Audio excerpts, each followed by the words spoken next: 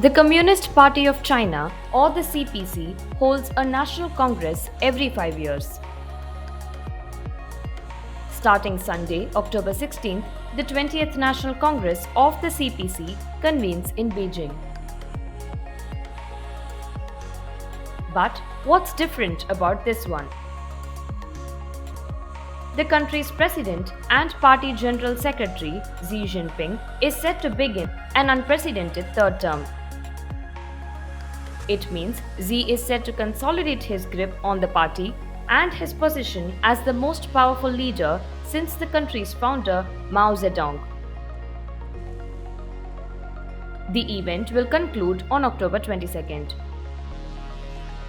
The following day, the new 25-member Politburo and 7-member Politburo Standing Committee, or the PBSC, will be unveiled. The 20th Party Congress of China, which will happen here next to Tiananmen Square in October, will not only mark the start of Xi Jinping's expected third 5-year term, but will also set the direction for China's policies for the 5 years, as well as perhaps even beyond that. And not only that, we might expect to see an amendment to the party constitution which will further enshrine Xi Jinping's status as what the party calls its core leader, as well as establish his philosophies as a core guiding ideology for the Communist Party.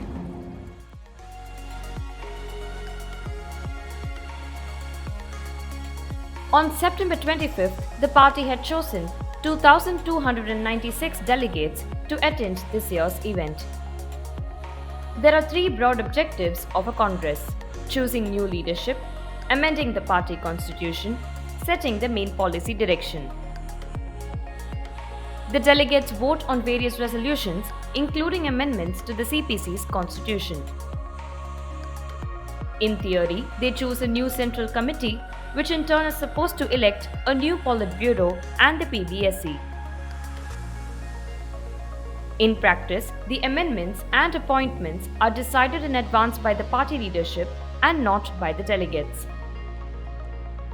The party briefly considered the idea of straw polls introduced in 2012 to elect the Politburo and PBSC. It was, however, discarded by the current General Secretary Xi Jinping at the 19th Congress in 2017. At the same event, Xi also abandoned the voting system.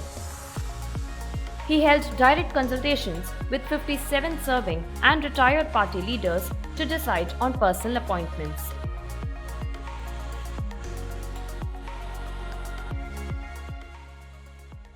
Of course, one of the most important takeaways of these once in 5-year national congresses of the Communist Party of China is a sweeping change in the leadership. In October, we will see not only a new Politburo and Politburo Standing Committee, as well as a new Central Committee, and a whole new generation of leadership which will offer clues as to the extent of Xi Jinping's influence in the party, or whether he will have to make compromises with other factions of the party, especially as China currently faces a host of challenges, with some questioning his handling of the economy, as well as a continuing zero-COVID policy. Since 1992, Congresses have selected a new party General Secretary. In that year, Jiang Zemin took over the reins before handing over to Hu Jintao in 2002, and then Xi took charge in 2012. However, the 20th Congress this year will mark a break in the 30-year precedent. In 2018, Xi had ended term limits and the 10-year norm that had enabled smooth transitions of power. This would throw open uncertainty as to how future successions in leadership will take place. There will, however, still be sweeping changes in the rest of the top leadership. Xi is the lone exception to the 7-up 8-down age rule. This means that if a PBSC member is 68 or older at the time of a party congress, he must retire. But if he is 67 or younger, he may still enter the committee. Xi is 69 years old. While at least 2 of the current PBSC will retire, 4 others, including second-ranked leader and Premier Li Keqiang, are under 68, so could continue. However, Li will step down as Premier, having served 2 terms. the Chinese military will also see a sweeping change in its top leadership. The Central Military Commission, which Xi will continue to lead for another 5 years, is set to choose new members.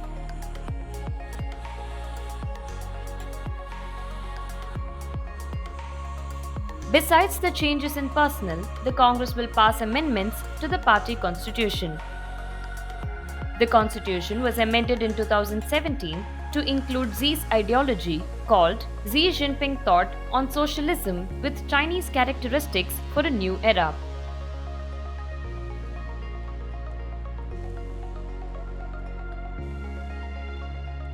Prior to this, only Mao Zedong had a similar honor while still serving in office. On the policy front, continuity rather than change is expected. The biggest immediate concern for many in China, however, is whether Xi will decide to continue with his stringent zero-COVID policy or begin to finally consider an exit strategy.